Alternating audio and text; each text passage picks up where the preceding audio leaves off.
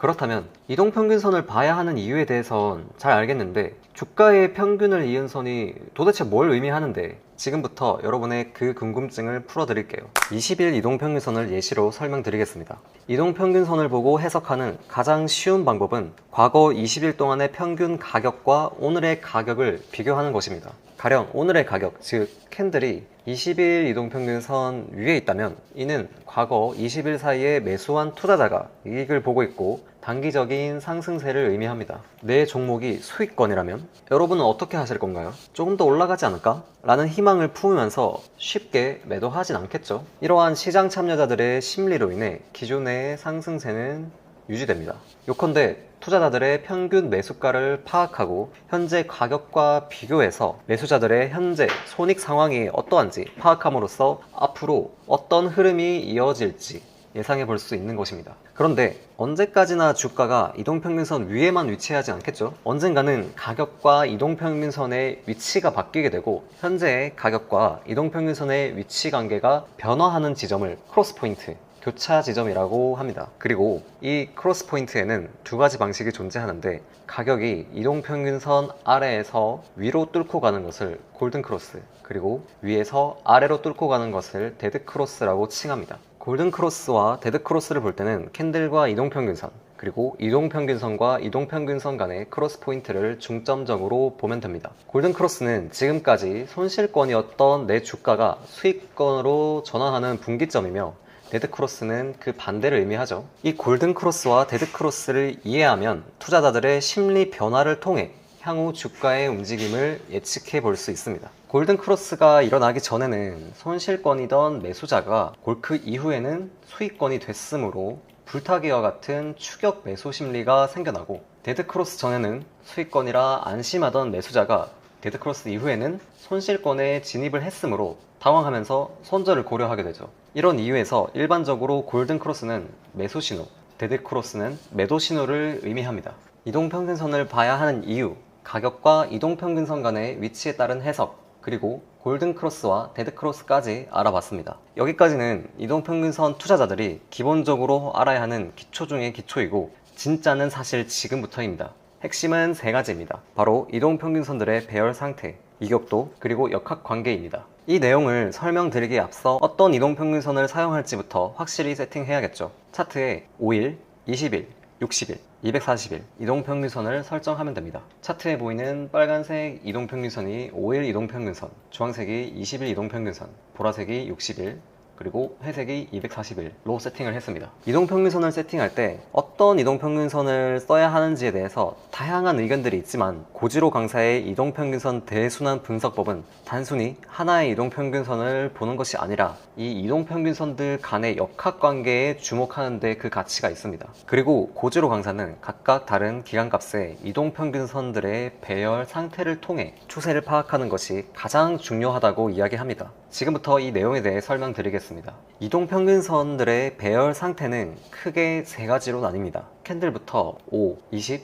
60, 242평선이 위에서부터 순서대로 나열된 정배열, 그리고 정배열을 상하로 뒤집은 것이 역배열. 역배열에서는 정배열과 반대로 5, 20, 60, 240 이동평균선이 아래에서부터 위로 순서대로 위치해 있죠. 그리고 이평선들이 혼란스럽게 얽힌 혼조세입니다.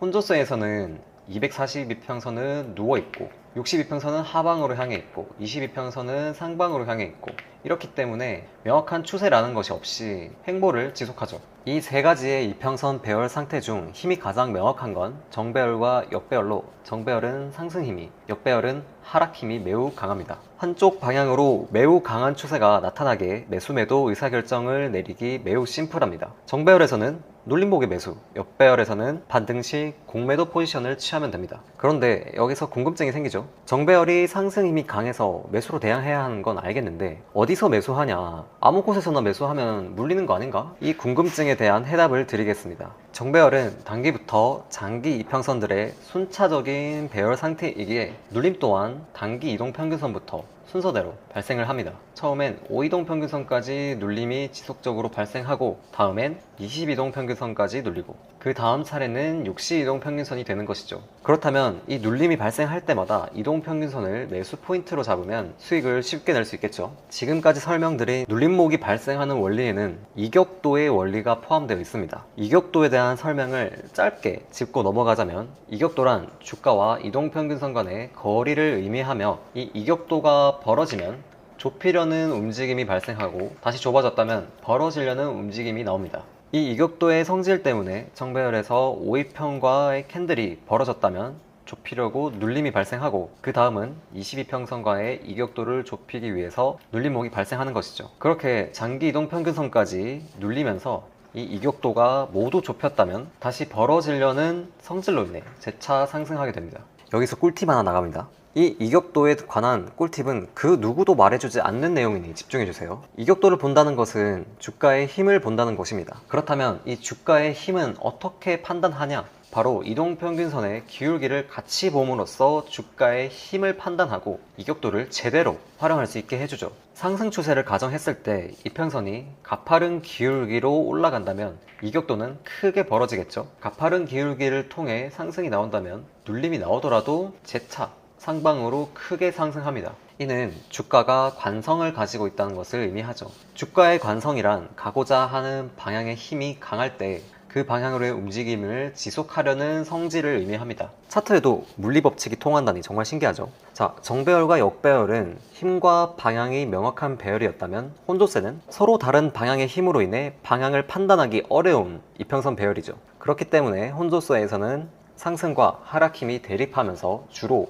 횡보가 자주 나타납니다. 혼조세에서의 대응 전략은 정말 간단합니다. 방향이 명확하지 않다면 매매를 하지 않고 관망하면 됩니다. 그럼에도 불구하고 매수 매도 타이밍을 잡고 싶다면 횡보 이후 이평선들이 배열을 갖추며 이격도가 벌어지기 시작하는 지점을 찾아 그 방향으로 베팅을 하면 되는 것이죠. 그렇다면 이 내용을 통해 이평선 배열 상태에 따른 맞춤 전략을 세울 수 있죠. 방향이 명확한 곳으로, 확률에 우위가 있는 곳으로 베팅하라. 투자와 도박은 내가 아는 곳에 베팅하냐 모르는 곳에 베팅하냐의 차이이기 때문에 이 확률의 우위를 적극적으로 활용해야겠죠. 이동평균선 투자법 책에서는 이 확률의 우위를 엣지라고 말합니다. 엣지가 있는 곳으로 베팅하라. 이동평균선의 배열을 통해 우리는 엣지가 어디에 있는지 이젠 쉽게 알 수 있죠. 여기까지 힘이 명확한 방향으로 의사결정을 내려야 하는 이유와 원리에 대해 알게 됐는데 추세가 한 방향으로만 영원히 지속되나요? 그렇지 않죠. 평생 우상향하기만 하는 종목은 절대 없으니까요. 단기적으로라도 눌림이 발생하고 그를 통해 이동평균선들이 방향을 틀게 되는데 이를 이평선 변곡 패턴이라고 칭합니다. 이평선 변곡 패턴은 우리에게 추세가 끝나는 신호를 미리 알려줍니다. 이 신호를 모른다면 고점에 물리는 불상사가 발생하니 고점에 물리지 않기 위해선 반드시 숙지해야겠죠. 지금부터 제가 말씀드리는 내용을 꼭 외워주세요. 캔들의 쌍바닥은 하락하는 5이동 평균선을 돌리고 5이동 평균선의 쌍바닥은 하락하는 22평선을 돌린다. 그리고 22평의 쌍바닥은 하락하는 62평을 돌린다. 이 공식에서 이동평균선들 간의 역학관계에 대한 이해를 돕기 위해 간단하게 설명드리겠습니다. 캔들과 가장 인접한 이동평균선은 5일 이동평균선이죠. 하락하는 추세를 통해 캔들이 이렇게 내려오고 있는데 이 캔들이 쌍바닥 패턴을 만들려면 음봉, 그리고 여기서 양봉, 음봉, 양봉이 발생을 해야 합니다.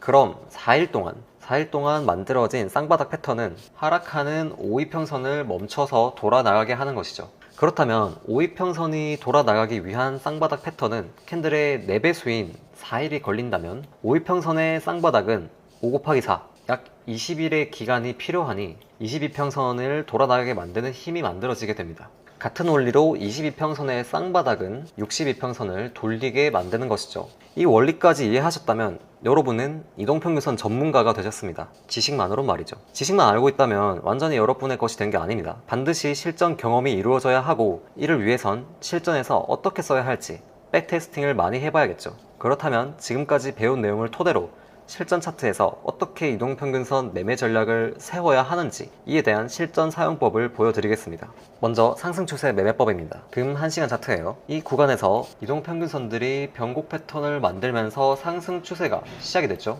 상승 추세는 매수의 엣지가 있고 단기적인 이평선부터 차례대로 눌림이 발생할 걸 예상하고 눌림의 매수 대응을 할 예정입니다. 5이동평균선은 캔들과 가장 가깝게 움직이기 때문에 5이평선까지의 눌림은 빈번하게 일어나죠. 그래서 22평선 눌림이 발생할 때 첫 매수 진입을 합니다. 여기서 중요한 점은 인접하는 이동평균선 간의 이격도가 벌어진 곳에서만 매수를 하는 것입니다. 여기 5위평과 22평의 이격도가 벌어진 구간, 이런 구간에서는 22평 부근에서 매수 진입을 하면 되는데, 이곳처럼 5위평과 22평의 이격도가 좁아지는 구간, 이런 구간에서는 매수를 하면 안 되는 것이죠. 대신 62평선을 처음 터치하는 이곳은 굉장히 좋은 매수 자리가 됩니다. 왜냐하면 22평과 62평의 이격도가 많이 벌어져 있는 모습이죠. 그리고 이곳에서 매수를 하게 될 경우 지속적으로 상승 추세가 나오면서 상승을 한 모습이죠. 다음은 상승 추세 변곡 매매법입니다. 금 30분 차트예요. 상승 추세가 진행하다가 5이평선이 쌍봉이 발생을 했습니다. 그렇다면 5이평선 쌍봉으로 인해 22평선이 기울 것을 예상하고 5이평선과 22평선에 데드 크로스가 났을 때 공매도 포지션을 진입할 수 있겠죠. 그리고 차트가 진행을 하다 62평선 아래에서 22동 평균선 쌍봉이 만들어지고 62평선이 하방으로 향하죠. 그렇다면 22동 평균선이 쌍봉이 발생을 했을 때 5, 20, 60 이평선이 역배열을 형성한 것을 확인하고 공매도 포지션을 통해 수익을 낼 수 있죠. 하락 추세 매매법입니다. 이 구간에서 62평선이 기울며 하락 추세가 시작됐고, 여기 22동 평균선 첫 눌림이 발생을 할 때 공매도 포지션을 진입하면 이 추세를 먹을 수 있죠. 역배열은 정배열을 상하로 뒤집은 차트이기 때문에 반대로 생각하면 굉장히 쉽습니다. 하락 추세가 진행을 했고, 그리고 추세 중 처음으로 눌림이 발생을 했으니 공매도를 진입한다. 간단하죠. 다음은 하락 추세 변곡 매매법입니다. 강한 하락이 나온 후 5이평선이 쌍바닥을 만드는 것을 확인하고 쌍바닥이 완성이 됐을 때 매수 포지션을 진입하면 됩니다. 그리고 이 구간에서도 5이평선의 3바닥을 확인하고 매수 진입 시 이 구간들을 취할 수 있죠. 마지막으로 혼조세 매매법입니다. 혼조세는 62평선과 240 중장기 이평선을 배제하고 단기로 짧게 매매하는 게 좋습니다. 22동 평균선의 쌍바닥을 확인하고 5이동 평균선과 22동 평균선의 골든 크로스가 이루어졌을 때 매수로 진입. 그러면 이 구간을 수익 실현할 수 있는 것이죠. 그리고 상승 후 재차 눌렸지만 다시 22평선이 하나의 바닥을 더 만들면서 결론적으로 22동 평균선의 3바닥이 완성되고 강하게 상승을 하죠. 앞전과 동일하게 5이동 평균선이 22동 평균선을 골든 크로스 냈을 때 이 구간에서 진입을 하면 이 구간까지 수익 실현이 가능합니다. 대신 정배열과 역배열처럼 강한 추세가 지속적으로 나오지 않기 때문에 짧게 익절하는 것이 좋습니다. 여기까지 실전 매매 사용법도 모두 다뤄봤습니다.